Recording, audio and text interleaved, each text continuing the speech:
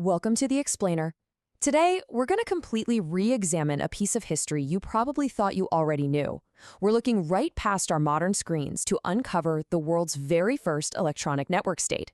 It's an incredible story that completely rewrites the relationship between humans and machines.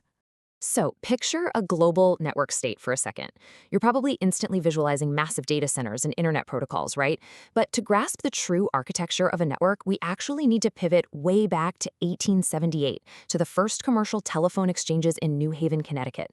This was a sprawling physical web of copper wires and electrical impulses. But it had one massive problem. How on earth do you get a dumb electrical grid to understand what a human being actually wants? To understand how this 19th century hardware actually functioned, we have to borrow a modern computing concept called the semiotic bridge. In computer science, this is the exact translation layer you need to force unyielding physical hardware to execute fluid, messy human imagination. See, a machine can't understand human context. It requires strict, deterministic input.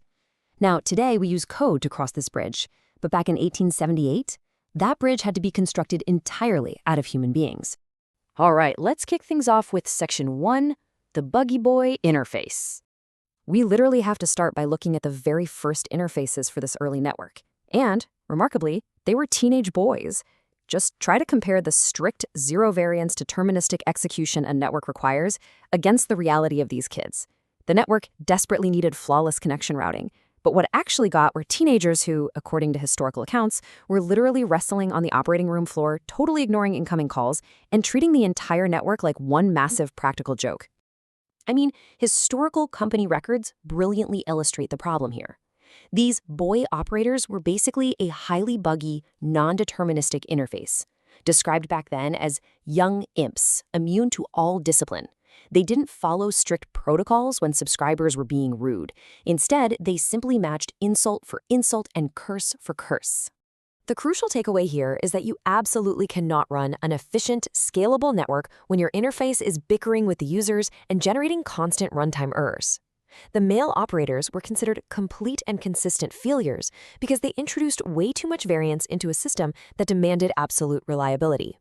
The system was breaking down, and it wasn't because of the copper wires. It was because the human interface was completely failing. Which brings us to Section 2, the human semiotic bridge. To bridge this terrifying modality gap between a raw, rigid electrical grid and those paying, often impatient subscribers, the telephone companies had to initiate a massive paradigm shift. Enter the female telephone operator. The industry realized that to make this whole network viable, they needed a completely different kind of processor. Women stepped in and became the ultimate, reliable translation layer for the entire system, primarily because they were perceived at the time as more patient, polite, and amenable to discipline. But what these women were actually doing was deeply technical. They seamlessly funneled the messy associative intent of the human caller, what we could call the human brain, or OS alpha, safely into the rigid electrical grid of the switchboard. When a businessman yelled some vague demand into the receiver, the operator didn't yell back. She processed that messy intent, translated it into strict routing logic, and physically connected the electrical circuit. Moving right along to Section 3, technical and social execution. What's totally fascinating here is the paradoxical dual skill set these women were forced to master to keep the network alive. They had to perfectly balance what the Victorian era considered feminine social mediation, using a polite, soothing voice to manage arrogant or confused subscribers, with what was seen as highly masculine technical execution.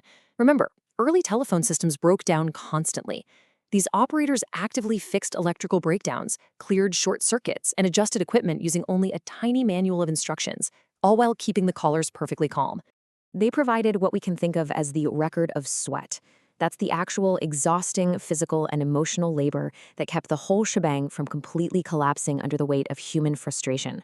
Historical sources note this was a job requiring incredible nerve and a really phlegmatic constitution to withstand the constant pressure. They were, quite literally, the biological microchips powering a massive technological leap. And this human deterministic execution reached its absolute peak with the bilingual Hello Girls of World War I. Sworn right into the U.S. Army Signal Corps, these female operators flawlessly routed critical military communications across the Western Front.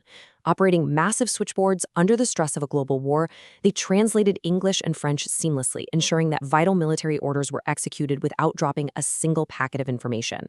Incredible, right? Which leads us to Section 4, automating the operators. Because despite the undeniable success of this human semiotic bridge and the incredible efficiency of the female operators, the ultimate goal of network architecture always leans toward pure, unyielding mechanical logic. Enter a guy named Almond Strauger. He was a Kansas City undertaker who was so utterly paranoid that human operators were deliberately misrouting his calls to a rival undertaker that he set out to build a fully automated mechanical interface.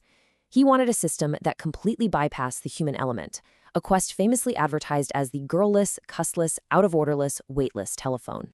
The speed of this transition from a biological interface to a mechanical one is just astounding. Get this. In 1888, Strauger mocked up his concept out of a round collar box and straight pins. By 1891, he had secured a patent, and just 1 year later, in 1892, a fully functioning commercial automated exchange was up and running in LaPorte, Indiana. He totally replaced the human operator with exact physical electrical pulses. The Strauger switch used a step-by-step selection process, so dialing the number 36, for instance, literally dropped a physical mechanism exactly down to row 3 and then swung a dial precisely across to column 6. There was no interpretation, no soothing voice, just raw, mathematical, highly scalable execution. This transition meant the absolute automation of the semiotic bridge. By introducing rotary dials and automatic switches, the network was turning into a fully mechanized system. It simply no longer required human empathy, patience, or translation at the core of its routing. The very operators who had literally held the lines of communication together were slowly but surely being engineered out of the system they had made viable in the first place. Which leaves us with this final, incredibly provocative thought. We started with chaotic boys, transitioned to the highly skilled empathy of female operators, and finally arrived at cold, unyielding mechanical switches. As we continue to replace our human interfaces with rigid algorithms and automated systems today, what exactly is being lost in translation? Are we programming the network to be more efficient? Or is the network's demand for absolute, unyielding logic slowly programming us? Thanks so much for tuning into this explainer. Keep questioning the architecture around you.